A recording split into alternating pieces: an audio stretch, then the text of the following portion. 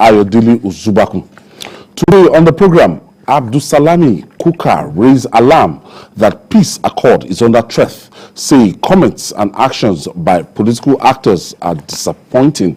I'll be hanging out with Adewale Adeoye and Olayinka Oyegbile. So if you're ready, let the hangout start now.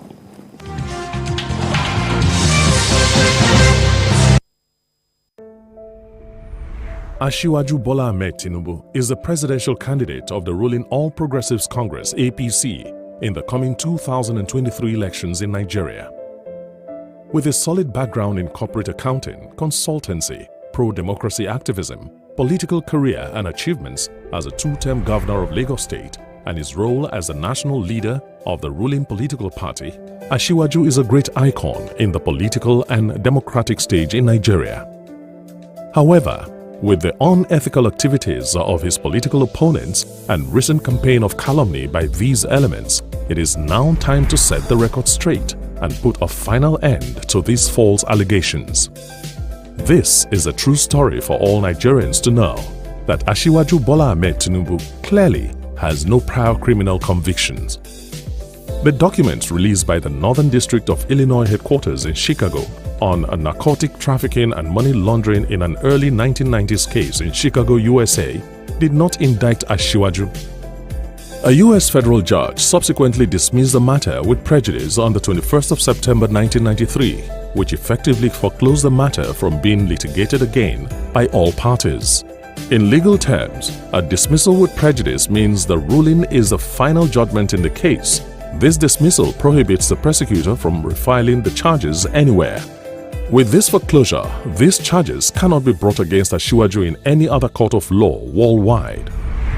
On the 4th of February 2003, the U.S. Embassy in Nigeria, in response to inquiries by Nigerian Police Force, wrote a letter to the then Inspector General Mr. Tafa Balogun and stated that the Federal Bureau of Investigation (FBI) and the National Crime Information Center (NCIC) had conducted record checks and the results were negative for any criminal arrest records, warrants or warrants for Bola Ahmed Tinubu.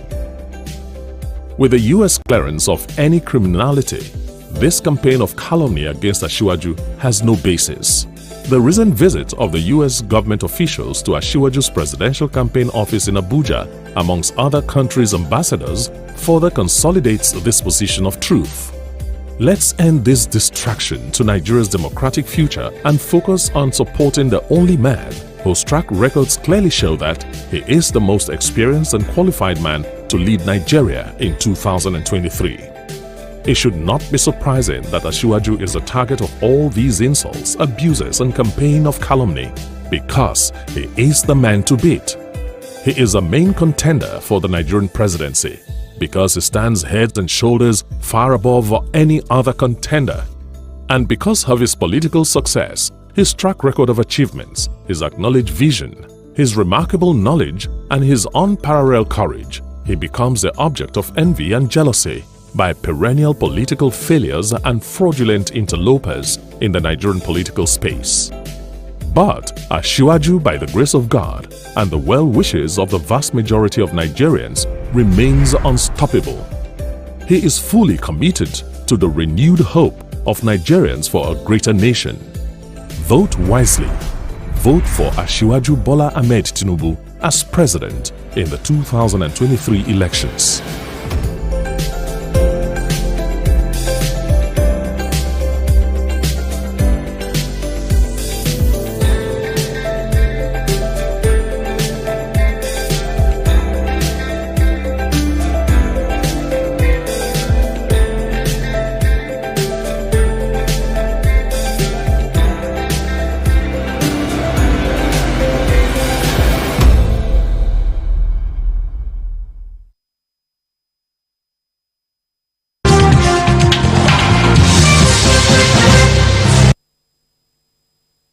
Welcome back. Thank you for staying with us. Let's begin with the menace of fake news and hate speech, which is threatening this peaceful and credible conduct of the 2023 election. The Presidential Campaign Council of the ruling All Progressive Congress, APC, wrote a petition to the National Broadcasting Commission, NBC, against Arise Television for allegedly airing programs to disparage its candidate, Bola Ahmed Tinubu. The petition addressed to the Director General of NBC, Balarabe, seeks invocation of sanctions against the media house over its reports on the 1993 money laundering and drug-related case against Tinubu. The Special Advisor on Media, Communications and Public Affairs of the Campaign Council, Delalaki, said the case in question, which did not indict their candidate, has since been settled after interrogation and correspondences between the then Inspector General of Police, Tafa Balogun, and the United States government in 2003. Let me start with you, Wale. We have ethics in our profession.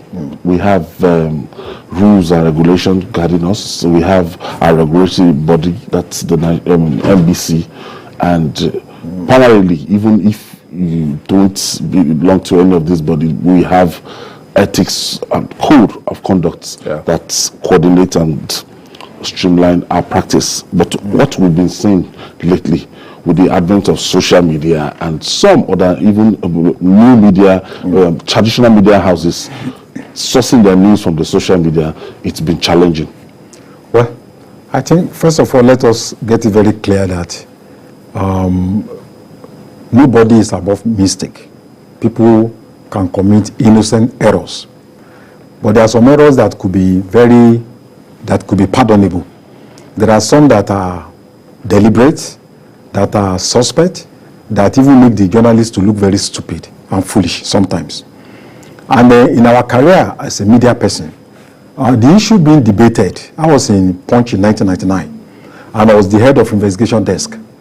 And I remember that these issues came up, and they were debated and exhausted, exhaustively in the media.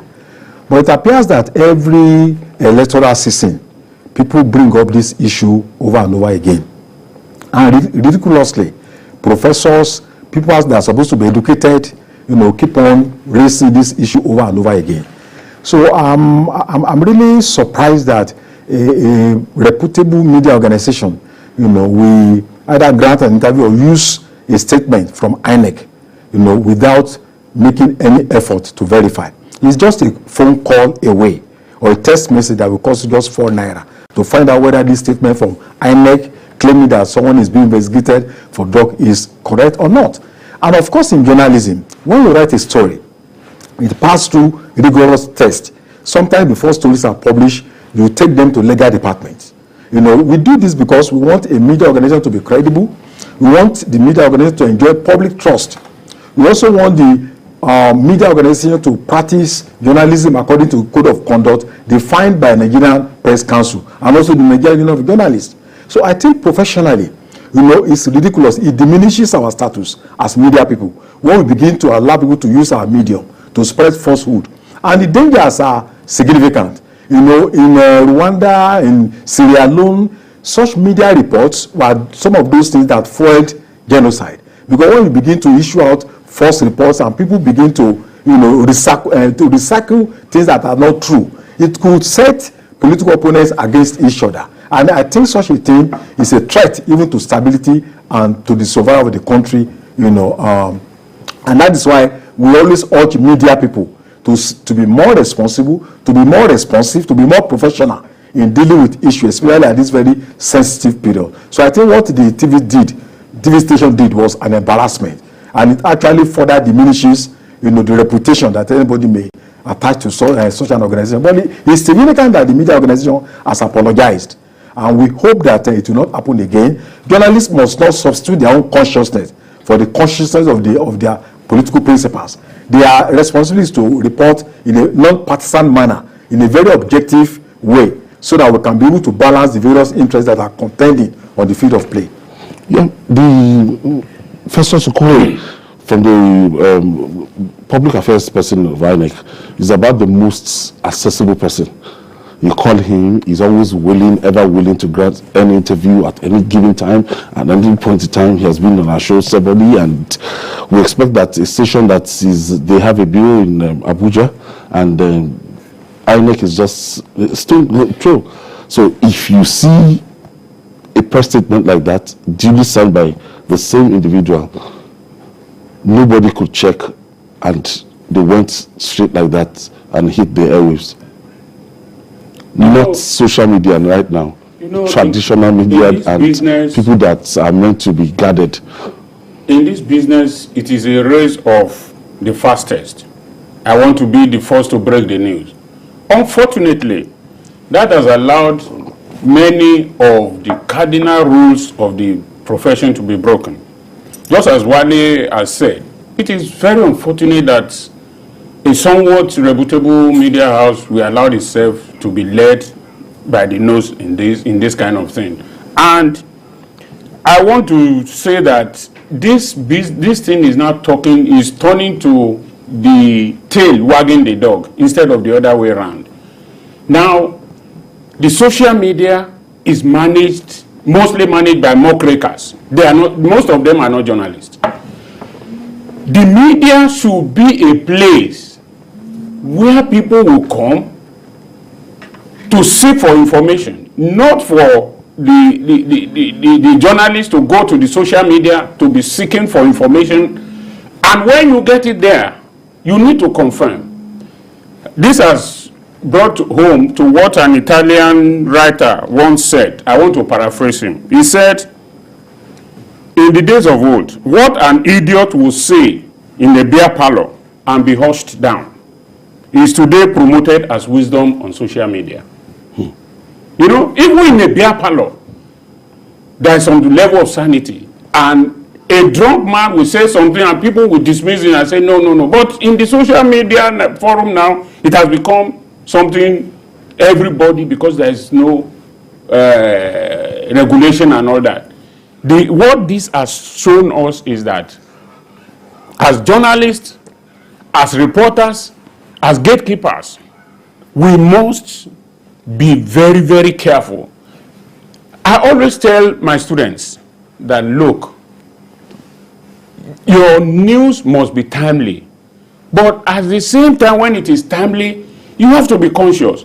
For every information you get, the first thing a journalist must have is that sense of doubt.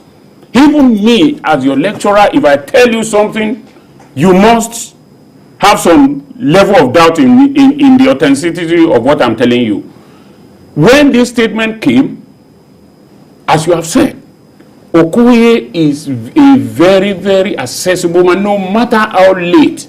They could have got back to him that we got a statement signed by you. Is it really true? Because this is a very, very important matter. The document was forged. And the truth of the matter is that is it that you want to say, oh, I first saw it on so TV, that's why it becomes... No.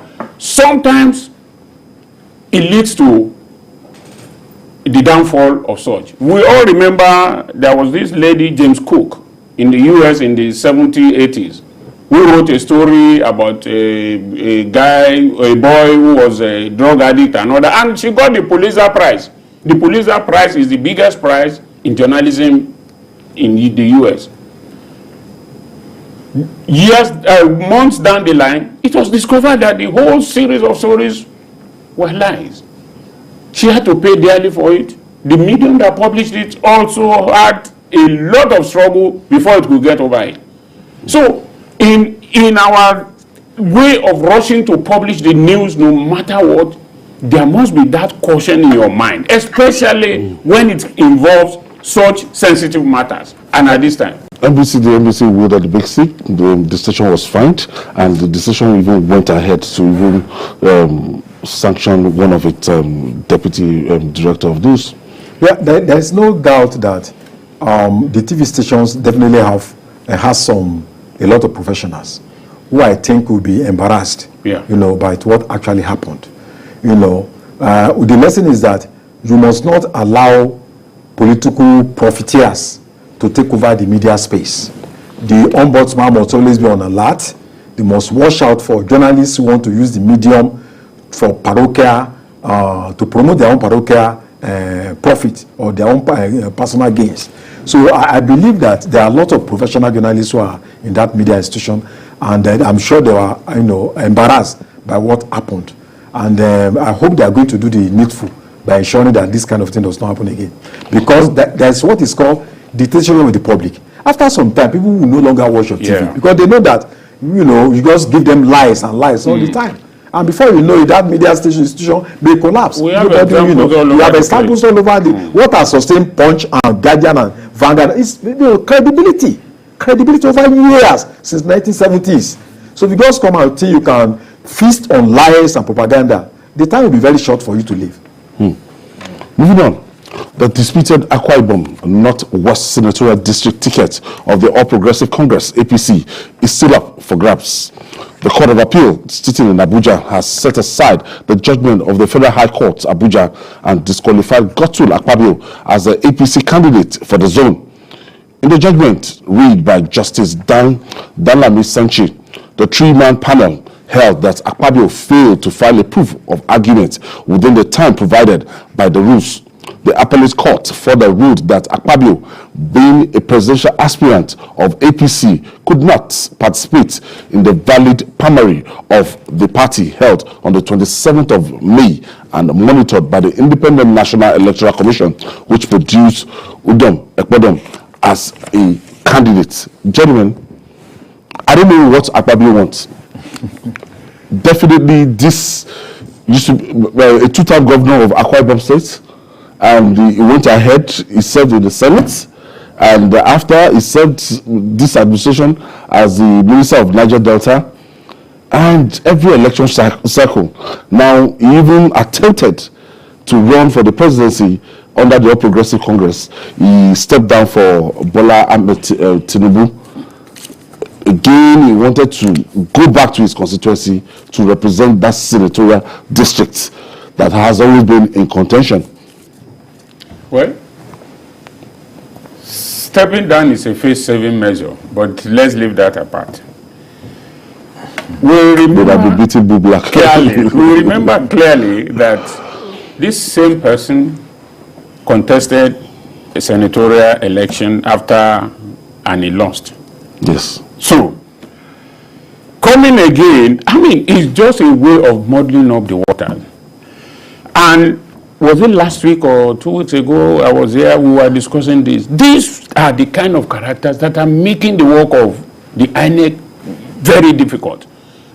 At this point in time, when campaign should be at the highest point, and when INEC should be preparing for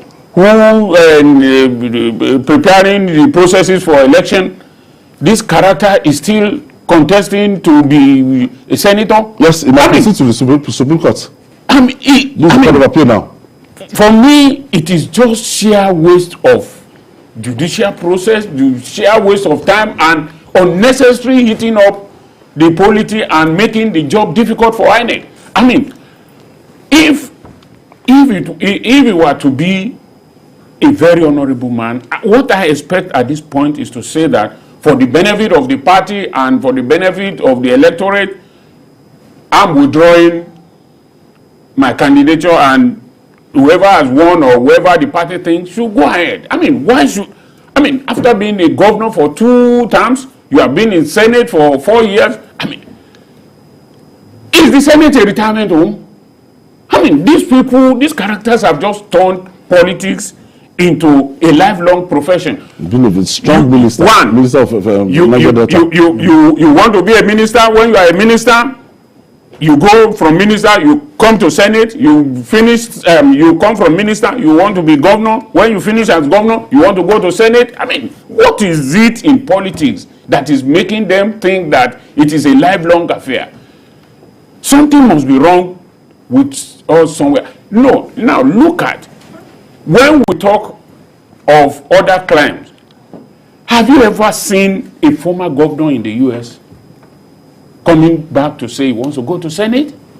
He's so annoying and he's so gut-wrenching for one to come here and every time discuss this. For me, why I'm so agitated is because they are giving the electoral body a tough time.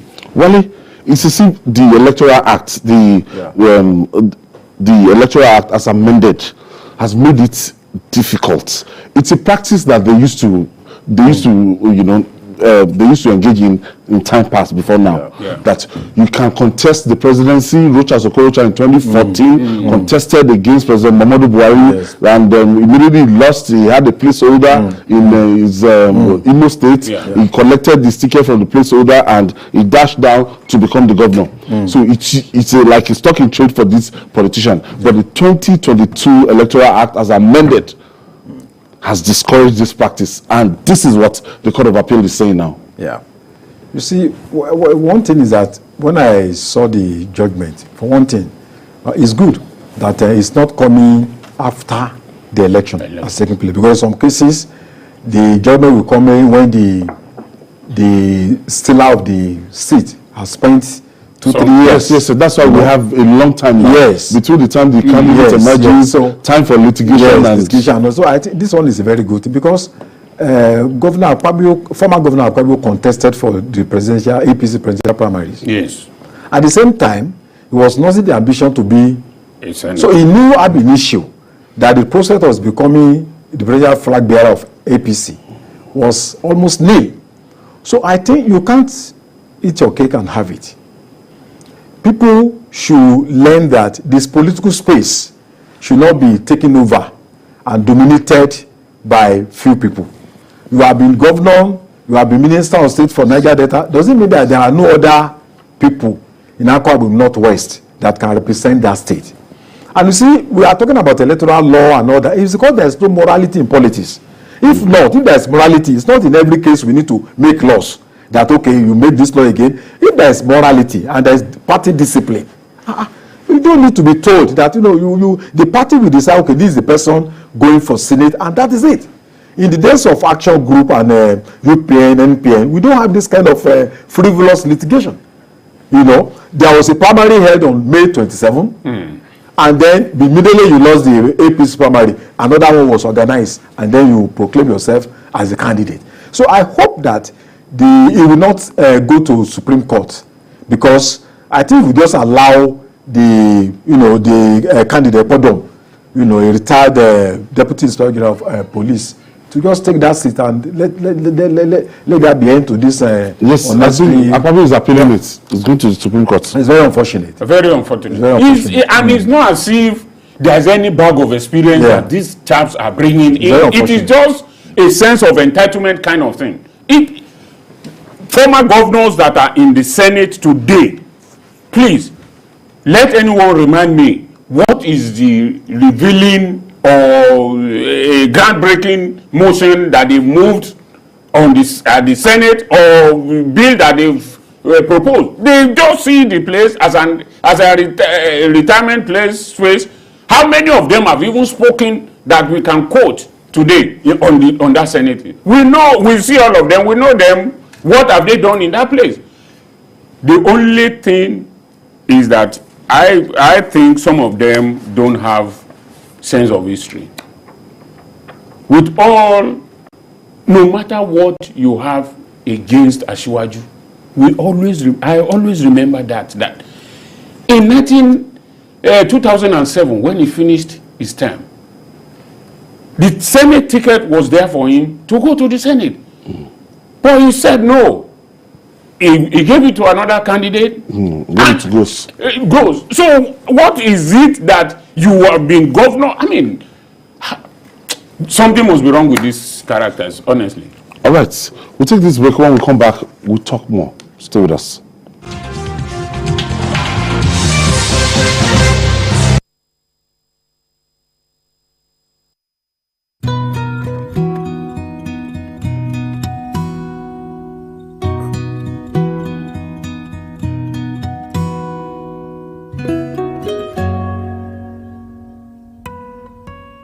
This blessing be yours forever to keep a calm and peaceful sleep. Removes mosquitoes, so you can sleep. A calm and peaceful sleep. Good night, Electric. Now I'll take us on to railway infrastructure.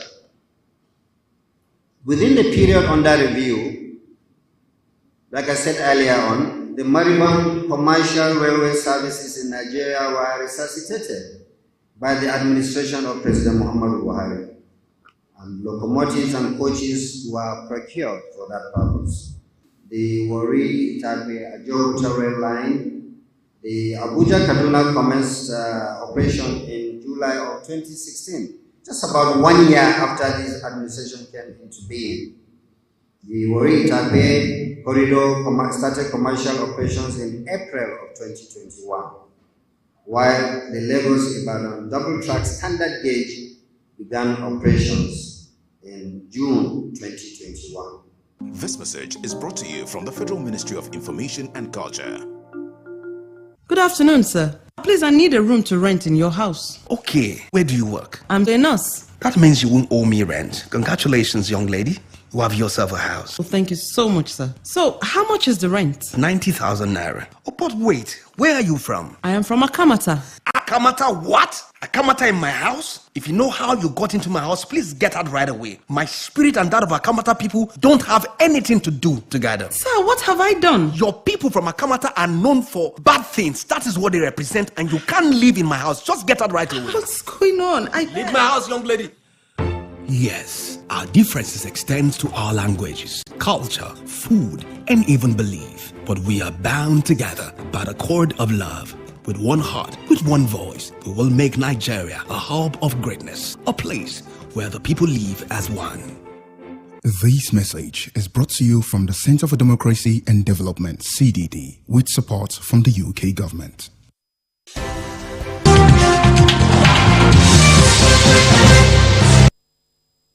This is journalist Hangout. We are reaching you live from our headquarters here in Lagos, Nigeria. And I still have Olayinka Igbile and Adewale Adeoye in the studio. Wale, in all this, when you look at the number of,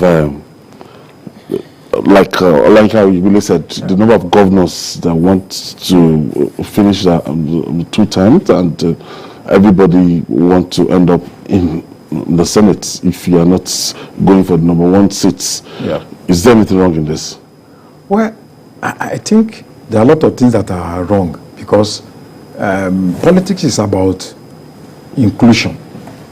It's not a winner's take all. You know, after being governor for 8 years, then you become minister, then you want to go to Senate, you get to Senate, you get the first term, you want to go for second term. How do you think other people will feel? You know, and even at old age, they still want to contest. And so I think they should also think of the interest of younger people who also have political ambition, who also be part of the, more so that there's nothing striking about these people, that okay, they have been doing this, okay, let us give them support. It's the same old way of, you know, going to the same without even making any significant input in terms of addressing the challenges that people face. So that, I mean, there's no ground for them to just think that they are the only one that will go to that seat, especially when it is contentious, when there are people that are also contending, you know, to go to the same, and who have never even had any opportunity of representing their people at any level. Yeah. So, should we legislate against governors going back to the Senate or going to the Senate? Well, you see, I'm not sure we are going to succeed in doing that because they are the ones that will pass that law in the Senate themselves. And besides that, we should not get something wrong. There is nothing wrong with experience. McCain, the late McCain in the U.S. Senator John McCain. Yes, spent almost 50 years in the U.S. Senate. So, but that in that case, in their own case, it is experience that matters. It is not a sense of entitlement that even when people wanted to challenge him, some people, the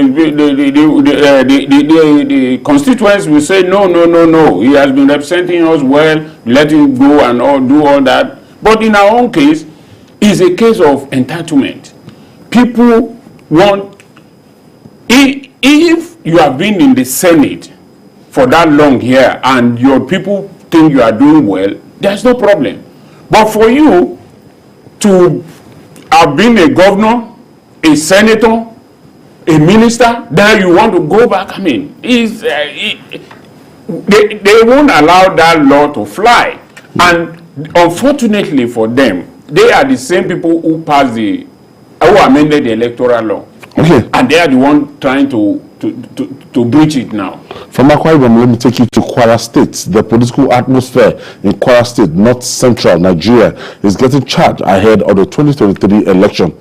Reminiscent of the Otoge campaign, a pro-democracy group in the state, Kwara Rebuilders, has warned former Senate President Bukola Saraki against flamboyant, disrespectful, and insulting conduct. In a statement issued by its publicity secretary, Abdullahi Abdugani, the group said Saraki and his team conducted themselves in an unrefined and degrading manner when they threw wads of money from the former governor's car for people to scamper for, while security details whipped defenseless citizens at the Ilorin Central Mosque. The group warns against the repeat of such anti-democratic and uncivilized behavior in the state. Let's share the video of the train of Naira notes with you.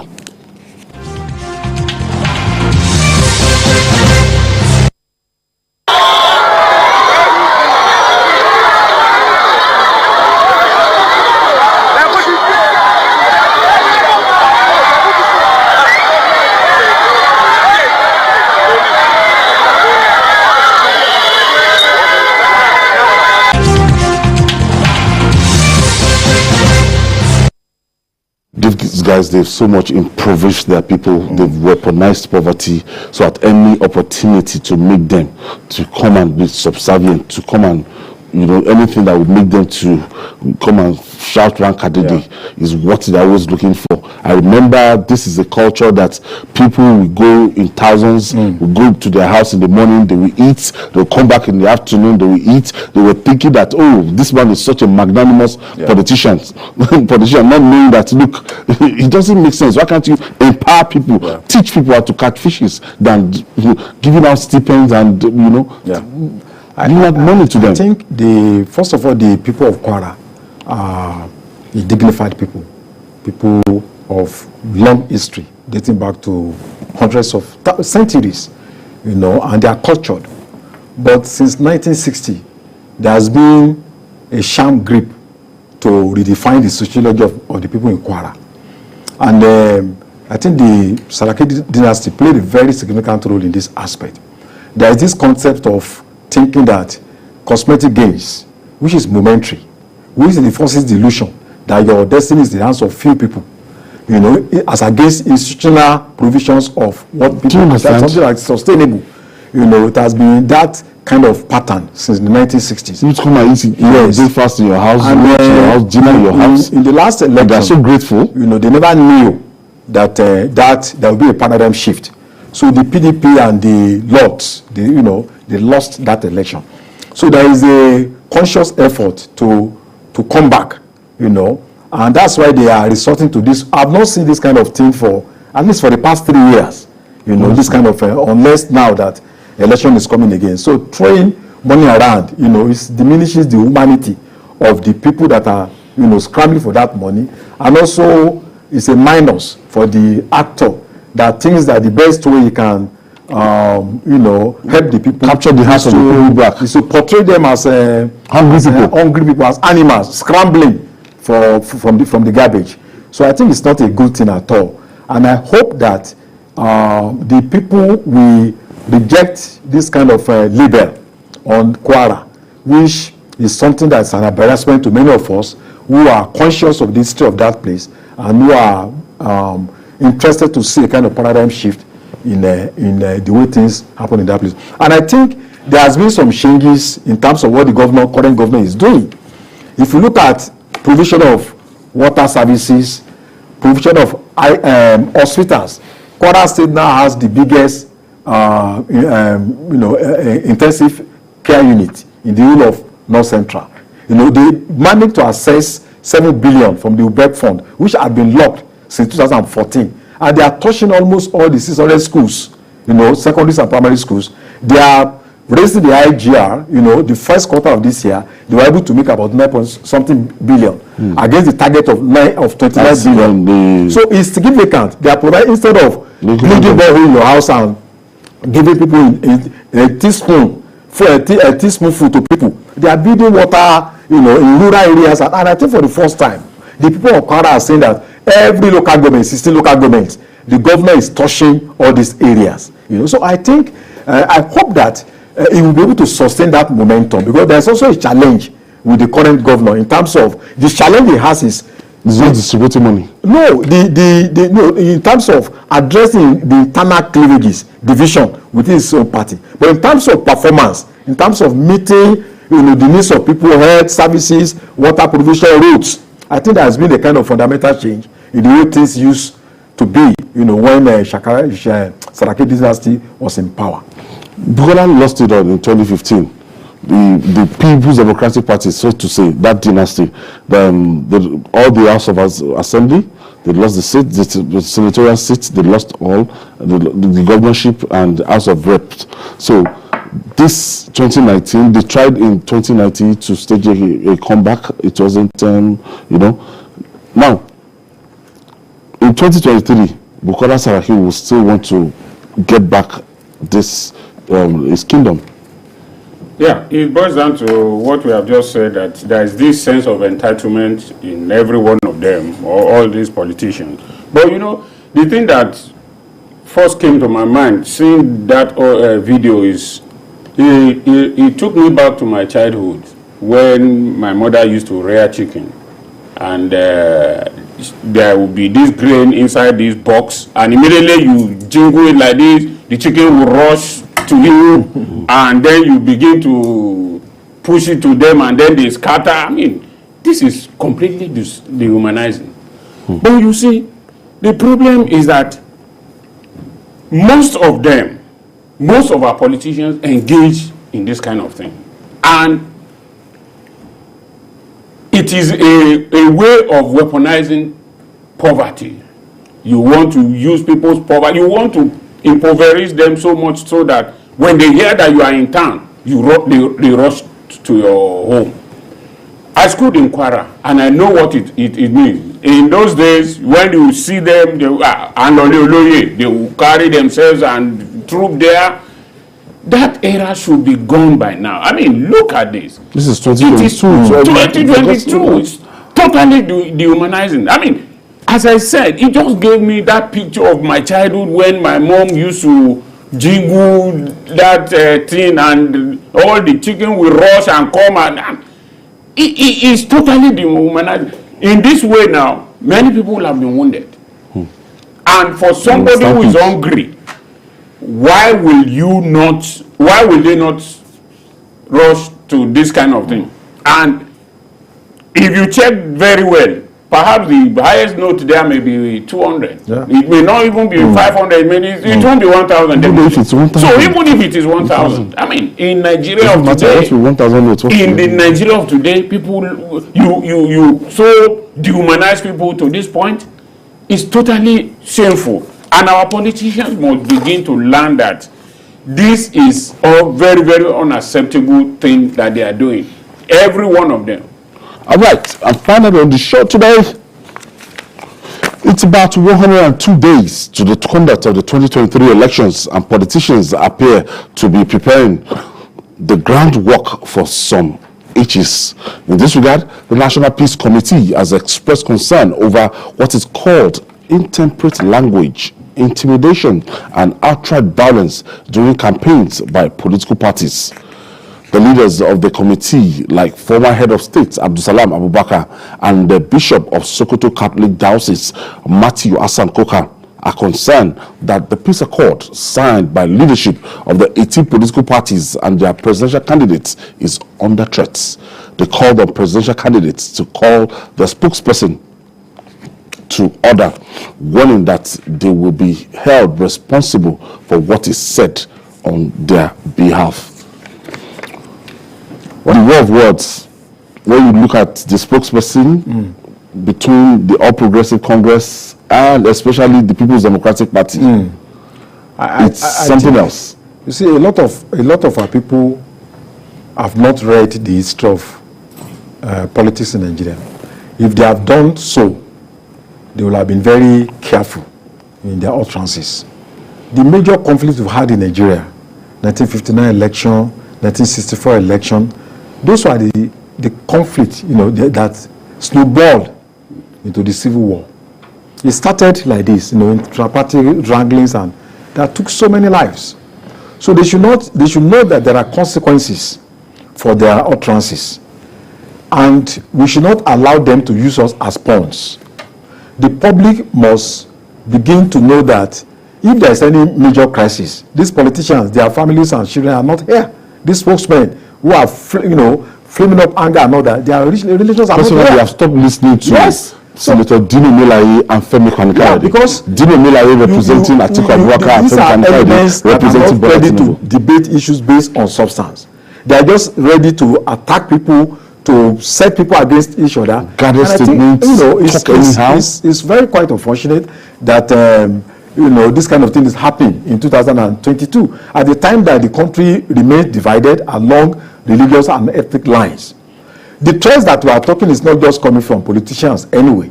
There are also internal crises within the political parties, especially the PDP, that can snowball into, and not to talk about threats from terrorist organizations. For instance, in Katsina State, we are being told that there are about 242 polling units that are vulnerable to crisis and that elections may be affected in those areas. And INEC is actually thinking of moving voters in that area to other places where they can vote. So I think there are all sorts of threats, and I hope we'll be able to overcome this, that they are just going to be myths and not realities. If we cannot get the next election right, it's going to be a big minus for not just for Nigeria but for Africa. Well, look at this political party. After they signed the peace accord, I remember Jandor, the candidate of the People's Democratic Party, was attacked somewhere in Badagry. I saw the broken vehicles, as in the way his convoy was attacked. And Atiku Abubakar was also attacked somewhere in Maiduguri. Maiduguri, yes. I think the problem rests squarely with the fact that our law enforcement agencies have not been able to pinpoint or arrest the perpetrators of this crime. And when crimes goes on and you don't punish offenders, it gives room for others to continue to do it. Now, the two characters that you have mentioned, which of them have not crossed from one of the leading parties to the other? The two of them have crossed between those two parties. So what I want, that's where I'm going. What I want discerning members of the public to know or to look at is what has each of these guys, what have they said before in the party they are in now that they have not said about the party they left? If you compare all those things, you will know that all these people are just people who are looking for something to eat, something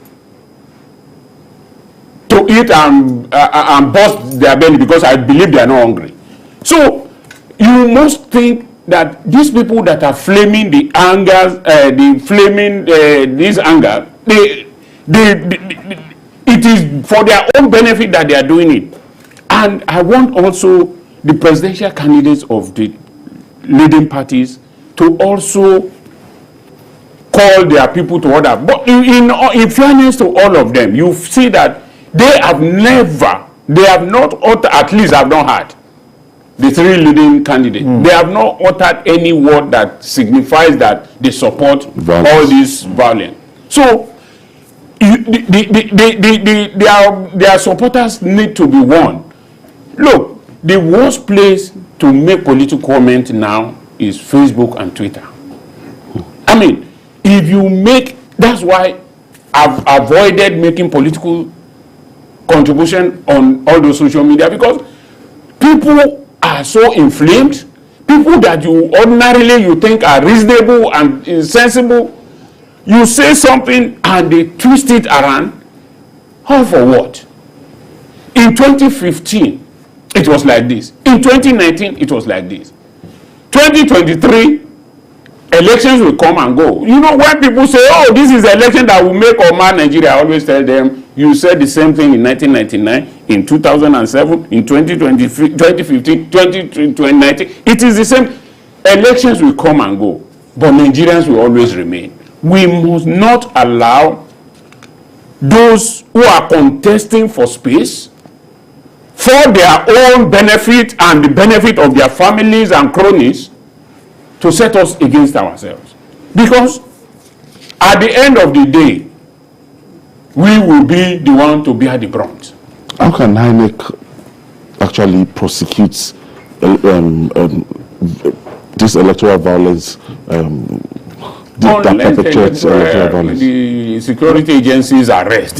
Nigeria is not in short supply of the legal framework to prosecute anybody that that speaks in a way that can instigate people to violence, and so the laws are there, and I think it's not just the responsibility of INEC alone. The police, needs to also rise up to the occasion. The state security services.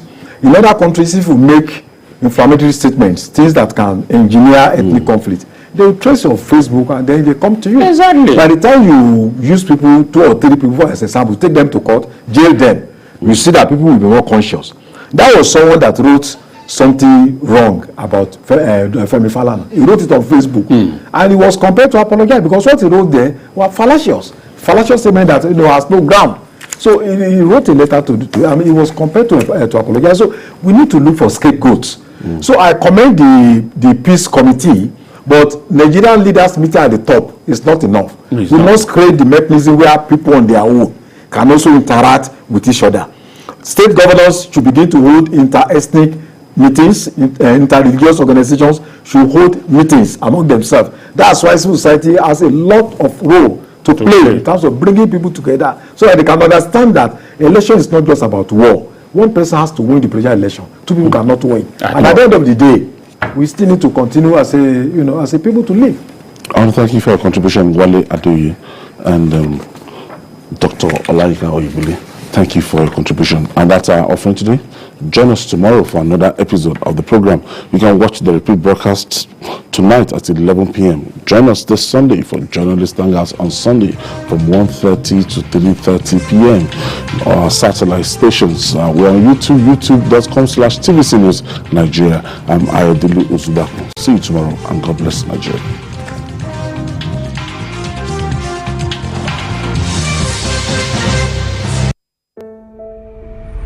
Asiwaju Bola Ahmed Tinubu is the presidential candidate of the ruling All Progressives Congress (APC) in the coming 2023 elections in Nigeria. With a solid background in corporate accounting, consultancy, pro-democracy activism, political career and achievements as a 2-term governor of Lagos State and his role as the national leader of the ruling political party, Asiwaju is a great icon in the political and democratic stage in Nigeria.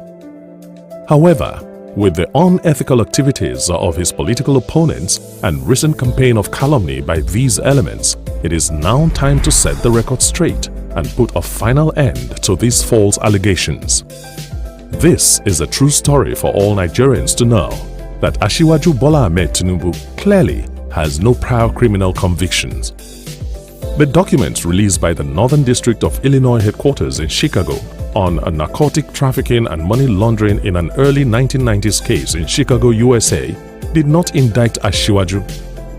A U.S. federal judge subsequently dismissed the matter with prejudice on the 21st of September 1993, which effectively foreclosed the matter from being litigated again by all parties. In legal terms, a dismissal with prejudice means the ruling is the final judgment in the case. This dismissal prohibits the prosecutor from refiling the charges anywhere. With this foreclosure, these charges cannot be brought against Asiwaju in any other court of law worldwide.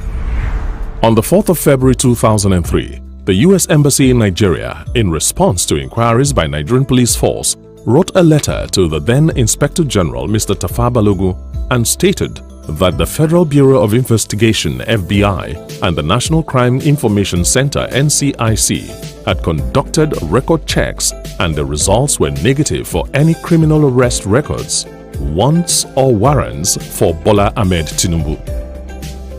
With the U.S. clearance of any criminality, this campaign of calumny against Asiwaju has no basis. The recent visit of the U.S. government officials to Asiwaju's presidential campaign office in Abuja, amongst other countries' ambassadors, further consolidates this position of truth. Let's end this distraction to Nigeria's democratic future and focus on supporting the only man whose track records clearly show that he is the most experienced and qualified man to lead Nigeria in 2023. It should not be surprising that Asiwaju is the target of all these insults, abuses and campaign of calumny because he is the man to beat. He is a main contender for the Nigerian presidency because he stands head and shoulders far above any other contender. And because of his political success, his track record of achievements, his acknowledged vision, his remarkable knowledge and his unparalleled courage, he becomes the object of envy and jealousy by perennial political failures and fraudulent interlopers in the Nigerian political space. But Asiwaju, by the grace of God and the well wishes of the vast majority of Nigerians, remains unstoppable. He is fully committed to the renewed hope of Nigerians for a greater nation. Vote wisely. Vote for Asiwaju Bola Ahmed Tinubu as president in the 2023 elections.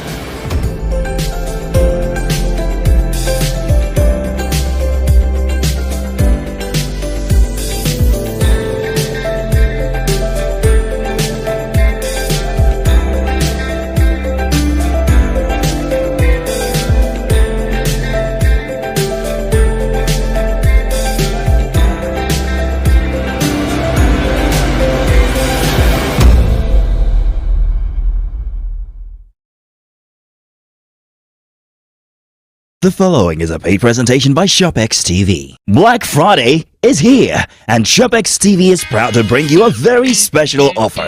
We all know the benefits that come from eating a healthy, balanced diet, but sometimes that's not always easy. Until now, ShopX TV is proud to introduce the NutriBullet, the must-have kitchen item of the year. Here's how it works.